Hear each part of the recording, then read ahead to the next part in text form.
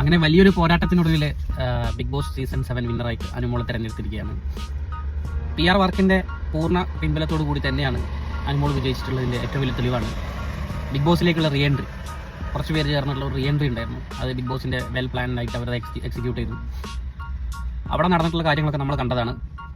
വളരെ അനുമോളെ ടാർഗറ്റ് ചെയ്തുകൊണ്ട് എല്ലാവരും വർക്ക് ചെയ്യുന്നു, കാര്യങ്ങളൊക്കെ ചെയ്യുന്നു. പക്ഷേ ഇതിൽ നമ്മൾ മനസ്സിലാക്കാത്തൊരു കാര്യം കൂടെ ഉണ്ട്. എന്താണെന്ന് വെച്ച് കഴിഞ്ഞാൽ ഈ PR എന്ന് പറഞ്ഞു കഴിഞ്ഞാൽ നമ്മുടെ വോട്ടിങ്ങിൽ ആൾക്കാരെ കൊണ്ട് വോട്ട് ചെയ്യിച്ചിട്ട് എക്സ്ട്രാ വോട്ട് ചെയ്യിച്ചിട്ട് ജയിപ്പിക്കുക എന്നുള്ളത് മാത്രമല്ല, ഒരു വെൽ പ്ലാൻഡ് ഒരു ഗെയിമാണ് അവിടെ നടന്നിട്ടുള്ളത്. കാരണം ഈ പോയവരൊക്കെ അനുവിനെ ടാർഗറ്റ് ചെയ്യണമെന്നുണ്ടെങ്കിൽ അതിൽ എന്തൊക്കെയോ സംതിങ് പുറത്ത് നടന്നിട്ടുണ്ട്. എൻ്റെ ഒരു കണക്കൂട്ടൽ പ്രകാരം ഈ PR ആളുകൾ ആരെങ്കിലുമൊക്കെ നമ്മുടെ അകത്തോട്ട് റീ എൻട്രി ചെയ്തിട്ടുള്ള ആളുകളുമായിട്ട് ഏതെങ്കിലും രീതിയിൽ ബന്ധപ്പെടുകയോ കാര്യങ്ങളോ ഉണ്ടായിരിക്കാം. അതുകൊണ്ടാവാം എല്ലാവരും കൂടെ അവരെ ടാർഗറ്റ് ചെയ്യുന്ന രീതിയിലേക്ക് എത്തി.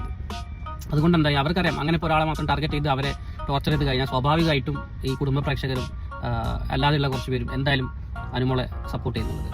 അത് നമ്മൾ ഇതിന് മുമ്പുള്ള പല സീസണിലും കണ്ടിട്ടുണ്ട്. ആരെങ്കിലും ഒരു വ്യക്തിനെ ബിഗ് ബോസിനകത്ത് വെച്ച് ടാർഗറ്റ് ചെയ്ത് അവരെ തളർത്താൻ ശ്രമിച്ചു കഴിഞ്ഞാൽ അവിടെയൊക്കെ ജനങ്ങളുടെ സപ്പോർട്ട് ഉണ്ടായിട്ടുണ്ട്. അപ്പോൾ ആ ഒരു കാരണം കൊണ്ടാണ് സത്യം പറഞ്ഞാൽ ഇപ്പോൾ അനുമോൾ ജയിച്ചിട്ടില്ല എന്നാണ് എൻ്റെ നിഗമനം.